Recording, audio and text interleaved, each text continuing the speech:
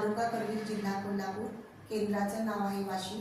माझ्या शाळेचा UDIS number आहे 27 34 050 7001। माझा शालार्थ ID आहे 02DEB UATF7301। इयत्ता 6वी मधील मराठी या विषयातील मी व्याकरण घटकावरील उपघटक घेतला आहे नाम आणि नामाचे प्रकार। त्याची अध्ययन निष्पत्ती अशी आहे, विद्यार्थी व्याकरण घटकांची माहिती जाणतात आणि त्यावर आधारित योग्य असे लेखन करतात। इयत्ता 6वी मधील नाम आणि नामाचे प्रकार हा उपघटक मी घेतलेला आहे। विद्यार्थी मित्रांनो, कसे आहात सर्वजण? तुम्ही आहात ना मजेत? आपण मागील तासाला अक्षर म्हणजे काय, शब्द म्हणजे काय हे पाहिलेलं आहे। आपल्या तोंडातून जे ध्वनी बाहेर पडतात त्या ध्वनीलाच आपण अक्षर असे म्हणतो आणि अनेक अक्षरांचं मिळून शब्द तयार होतो आणि अनेक शब्दांच्यापासून वाक्य बनते आणि या आपल्या वाक्यामध्ये जे शब्द असतात त्या शब्दांना विशिष्ट असं नाव आहे, त्यांची वेगळी अशी कार्य आहेत। या कार्यालाच आपण शब्दांच्या जाती असे म्हणतो। या शब्दांच्या जातीमधील आजच्या तासाला आपण नाम या घटकाची माहिती घेणार आहोत। नाम आणि नामाचे प्रकार हे आपण जाणून घेऊया। तर पहा, नाम म्हणजे काय? तर आपल्या आजूबाजूला परिसरात जी काही वस्तूंची नावं आहेत, पदार्थांची नावं आहेत, त्यालाच आपण काय म्हणतो? नाम असे म्हणतो। या नामाचे एकूण 3 प्रकार पडतात। किती प्रकार पडतात? तर 3 प्रकार पडतात।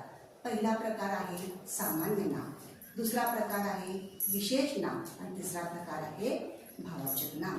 तर आता आपण सामान्य नाम याविषयी माहिती जाणून घेऊया।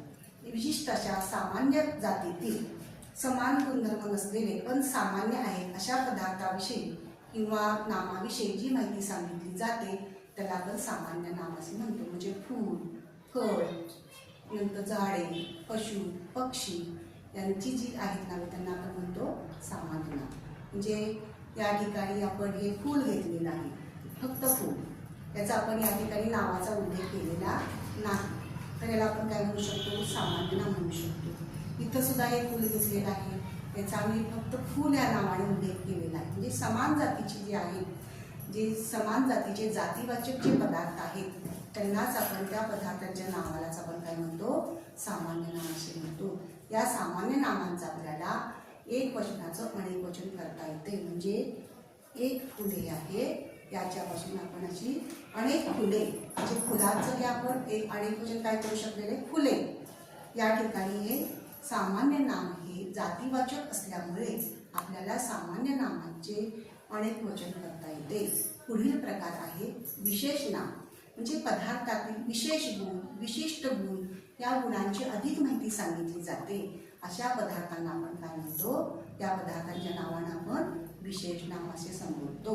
तर पहा, मुले, त्या मुलांची नावं जर आपण सांगितली, आता आपल्या वर्गात मुलं आहेत, त्या मुलांची नावं आपण सांगितली किंवा शेजारच्या मित्रांची नावं सांगितली, रवी, शेखर, राजशेखर, ही त्यांची काय झालेली आहे? सामान्य नामांचं विशेष नामामध्ये आपण उल्लेख केलेला आहे। म्हणजे पदार्थातील किंवा एखाद्या घटकातील विशेष असा उल्लेख आपण केला तर ते काय झालेलं आहे? विशिष्ट गुणानुसार त्याचा आपण उल्लेख करतो विशेष नाम।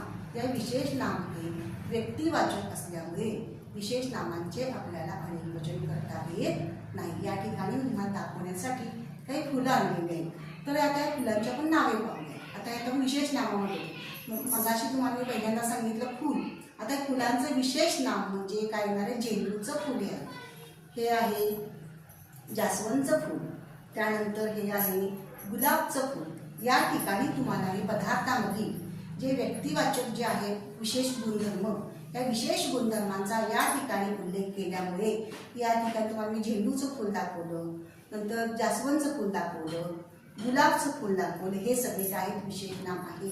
इथं फळं पण आणलेले, पहिल्यांदा आपण सामान्य नामामध्ये फळ पण म्हणू शकतो। या ठिकाणी फळाचं नाव, या ठिकाणी फळाच्या नावाचा उल्लेख केल्यामुळे की हे काय झालेलं आहे? विशेष नाम झालेलं आहे। म्हणजे तुम्हाला प्रत्यक्ष वस्तू दाखवून आपण सामान्य नाम म्हणजे काय, विशेष नाम म्हणजे काय याविषयी अधिक माहिती घेतलेली आहे। तर तिसरा प्रकार आपण पाहूया। तिसरा प्रकार आहे भाववाचक नाम, म्हणजे आपल्या मनातील ज्या काही भावना आहेत त्या भावना आपण व्यक्त करतो। म्हणजे आनंद, दुःख, ह्या आपण भावनांना स्पर्श करू शकत नाही, पाहू शकत नाही, आणि अशा प्रकारचे पदार्थातील विशेष गुण किंवा विशिष्ट अशा त्यांच्यातल्या भावना, गुण, त्यालाच आपण काय म्हणतो, भाववाचक नाम म्हणतो. उदाहरणार्थ बघा, ससा भित्रा प्राणी आहे. तर भित्रा हे काय झालेलं आहे, सशाचा गुण या ठिकाणी सांगितलेला आहे. तर भित्रा हा शब्द हे काय झालेलं आहे, भाववाचक नाम झालेला आहे. साखर गोड आहे. त्या साखरेविषयी या तुम्हाला माहिती दिलेली आहे. साखरेचा गुणधर्म या ठिकाणी सांगितलेला आहे. गोड हे काय झालेलं आहे, भाववाचक नाम झालेलं आहे.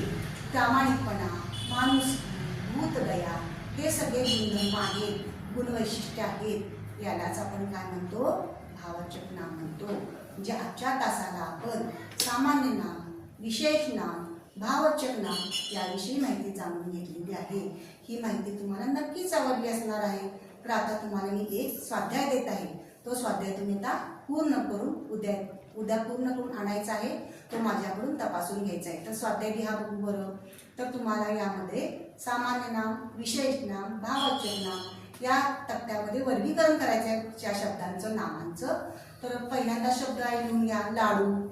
लाडू, नंतर सतलज, गोदावरी, प्रामाणिकपणा, भूतदया, माणुसकी, झेंडूचं फूल, गुलाबचं फूल. यावरून तुम्ही या 3 प्रकारामध्ये वर्गीकरण करून उद्या हा स्वाध्याय पूर्ण करून आणायचा आहे.